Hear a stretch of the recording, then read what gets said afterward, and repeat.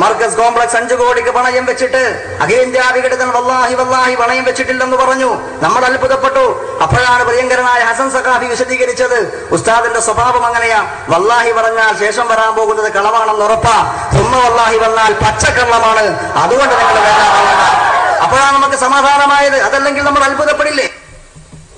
സമയത്ത് ഇത് പണയപ്പെടുത്തി എന്ന് എന്നോട് പറഞ്ഞത് ഒന്ന് AP അബൂബക്കർ മൗലവി തന്നെയാണ്. അയാൾ തന്നെയാണ് പറഞ്ഞത് പണയപ്പെടുത്തി എന്ന് പറഞ്ഞത്. എന്നാൽ ഇയാള് കളവ് പറയുന്ന ആളാണ് എന്ന് ബോധ്യപ്പെടാൻ വേണ്ടി ഇടക്ക് വന്ന് കയറിയ ഒരു ഉദാഹരണം ഇതാ. ഇത് കേരള ശബ്ദത്തിന്റെ മറ്റൊരു പതിപ്പാണ്.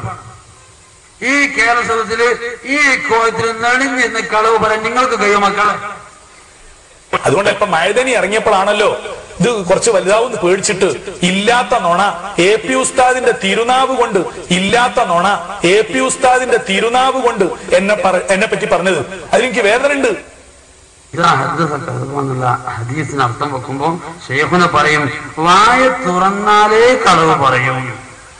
EMS നമ്പൂതിരിപ്പാടിന് വിക്ക് ഉണ്ടായപ്പോ അവർക്ക് പത്രക്കാർ ചോദിച്ചു, നിങ്ങൾക്ക് ഈ വിക്ക് എപ്പോഴുണ്ടോന്ന് ചോദിച്ചു. ഈ വിക്ക് നിങ്ങൾക്ക് എപ്പോഴുണ്ടോ ചോദിച്ചു. ഇല്ല, സംസാരിക്കുമ്പോഴുണ്ടാവാറുള്ളൂ.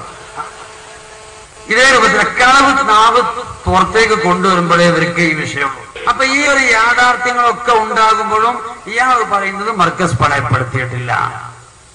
ഞാൻ വെറുതെ അല്ല ഇയാളെ കളവ് പറയുന്ന ആളാണ് പറഞ്ഞത്, പച്ചക്കള്ളം തന്നെയാണ് ഇയാൾ പറയാറുള്ളത്. അപ്പൊ പിടിച്ചു നിൽക്കാൻ വേണ്ടി, ഭൗതികമായ ഇവരുടെ രക്ഷയ്ക്ക് വേണ്ടി കളവ് പറയുക എന്നുള്ളത് ഇത് അല്ലാഹുവിന്റെ ദീനാണ്. ഇത് അല്ലാഹുവിന്റെ ദീനാണ്. ഷാർജയിൽ അദ്ദേഹത്തിന്റെ കൂടെ 8 റക്അത്ത് തറാവീഹ് നിസ്കാരത്തിൽ സംബന്ധിച്ച ഒട്ടനേകം ആളുകളെ എനിക്ക് പരിചയമുണ്ട്.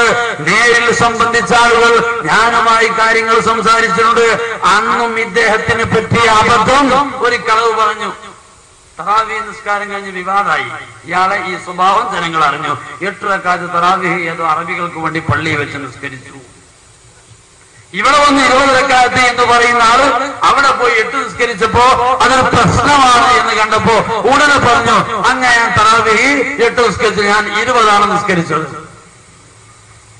പിന്നെ തെളിവുകൾ നിരത്തിയിട്ട് കണ്ട ആളുകൾ കാര്യം തുറന്നു പറയാൻ തുടങ്ങിയപ്പോ ഇയാള് പറഞ്ഞ്, ഞാൻ 8 റക്അത്ത് നിസ്കരിച്ച അയാൾ സലാം വെട്ടി നിർത്തിയപ്പോ എനിക്ക് മനസ്സിലായി ഇത് 8 റക്അത്തേ ഉള്ളൂ. ഞാൻ ഉടനെ പോയിട്ട് വരാന്തയെ പോയിട്ട് ബാക്കി 12 പൂർത്തിയാക്കിയിട്ടുണ്ട്. അപ്പൊ പള്ളിക്ക് വരാന്തനല്ല. വിളിക്കലുണ്ടായിനോ? ഇതൊക്കെയാണോ ഔലിയാവിനെ ആലിമീങ്ങളെയും അപഹസിക്കാൻ വേണ്ടി പറയുന്ന പ്രയോഗങ്ങൾ? നാ കേട്ട പേരോടെ പുതിയ സംഭവം.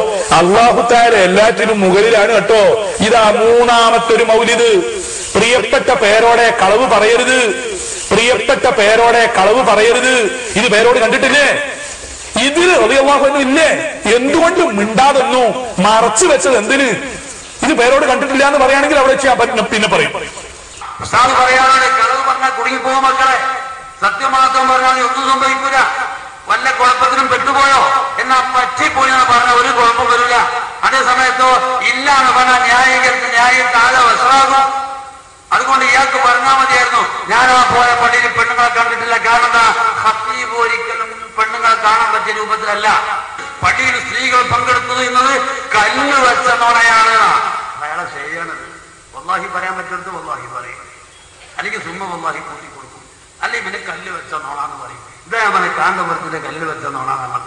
ഒരു ഉത്തരവാദിത്തപ്പെട്ട ആലിമ് ഇത്തരം പച്ചക്കള്ളം പറഞ്ഞാൽ സത്യത്തിൽ ഞാൻ ഈ പ്രസംഗം നടത്തേണ്ടി വന്നത് ഇത് ചരിത്രം സൂക്ഷിക്കരുത്. എന്നെ പറ്റിയുള്ള ഇത്തരം ഒരു ആരോപണം നാട് നിങ്ങളെ പ്രചരിപ്പിച്ചിട്ട് കക്കാട് അന്നൊന്നും മിണ്ടിയില്ലല്ലോ എന്ന് പറഞ്ഞാൽ ഇവിടെ ഉലമാക്കൾ വേറുണ്ട്. ഉത്തരവാദിത്തപ്പെട്ട സമസ്ത കേരള ജമിയത്തുൽ ഉലമയുടെ ആളുകളൊക്കെ ഉണ്ട്. ശരീഅത്തിന് എതിര് തരീഖത്തിൽ ഉണ്ടാകും എന്ന് കക്കാട് മൊഴിഞ്ഞു പറഞ്ഞു എന്ന പച്ച നോണ അള്ളാഹുവിന്റെ കോടതിയിൽ എത്തും നമ്മളൊക്കെ. ഞാനത് പറഞ്ഞിട്ടില്ലെന്ന് മാത്രമല്ല, പറയില്ല. നേരത്തെ പറഞ്ഞ കളവ് പറഞ്ഞാൽ പിന്നെ കൂടണ്ട, ന്യായീകരിച്ച പോയ വഷളാവും. അതിന്റെ പേരിൽ നല്ലത് പറഞ്ഞാൽ പോരെ. ഇവർ ഉടൻ തന്നെ മഴുദിൻ എന്ന് പറയുന്ന ലെറ്റർ പേഡിൽ ഇവര് മഴുദിൻ ലെറ്റർ പേഡ് ഒരു തിരുത്തുണ്ടാക്കി. ഞാൻ പറയാത്തത് ഇന്ത്യക്കാരുടെ ലേഖനം അറിയാതെ എഴുതിപ്പോയതാണ് എന്ന് പറഞ്ഞിട്ട് അദ്ദേഹം അയച്ചു കൊടുത്തു എന്ന് 18-ാം തീയതി. എന്നിട്ട് 19-ാം തീയതി സിറാജ് പത്രത്തിൽ വരിക. അത് 15-ാം തീയതി തന്നെ ഞാൻ തിരുത്തിയിട്ടുണ്ട് എന്ന് അയാൾ പറയുന്നത്. തിരുത്തിയിട്ടുണ്ടോ? ഇവര് മുഴുവനും കളവ് പറഞ്ഞാലും, അഖിലേന്ത്യാ സെക്രട്ടറി പറഞ്ഞാലും, അയാളെ മുരീദ് പറഞ്ഞാലും, ഓരോ ആത്മീയ നേതാക്കന്മാരൊക്കെ കളവ് പറഞ്ഞാലും കളവ് പറയാത്ത ചില ഹിന്ദുക്കൾ ഇവരുണ്ട്. അതേതാ? മാംസബുക്കും സസ്യബുക്കും എന്നല്ല, നമ്മുടെ ഫാക്സ് മെഷീൻ. ഫാക്സ് മെഷീൻ സത്യം പറയാലോ, ഇന്ത്യ ടുഡേയിലേക്ക് ചെന്നൈ ഓഫീസിലേക്ക് 18-ാം തീയതി ചന്ദ്രിക ന്യൂസ് കണ്ടപ്പോ ഇവർ അന്നേരം അയച്ചു കൊടുത്ത ഫാക്സിന്റെ കോപ്പി ചന്ദ്രികയിലേക്ക് ഇന്ത്യ ടുഡേ മദ്രാസിലെ ഓഫീസിൽ നിന്ന് ഇങ്ങോട്ട് അയച്ചു കൊടുത്തു. അതിലുണ്ട് 18-ാം തീയതി ഉച്ചക്ക് 12:52 ഈ ഫാക്സ് ചെയ്തത്.